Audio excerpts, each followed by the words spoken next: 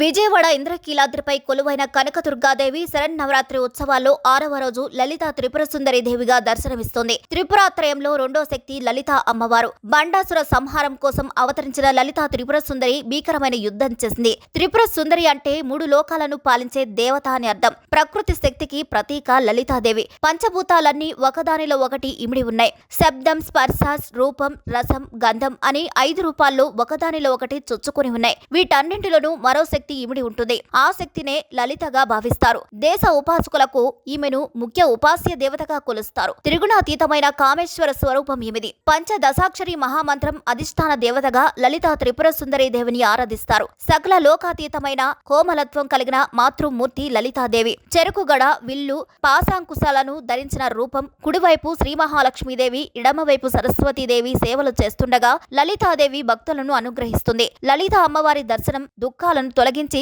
సకల ఐశ్వర్య అభిష్టాలను సిద్ధింపచేస్తుంది. ఈ తల్లి నామాలను నిత్యం స్మరించుకునే వారి ఇంట సకల శుభాలు కలుగుతాయని భక్తుల విశ్వాసం. మరి అమ్మవారి ఆశీస్సులు మనందరికీ ఉండాలని కోరుకుంటూ మా వీడియో నచ్చినట్లయితే లైక్ చేయండి, షేర్ చేయండి, సబ్స్క్రైబ్ చేయండి.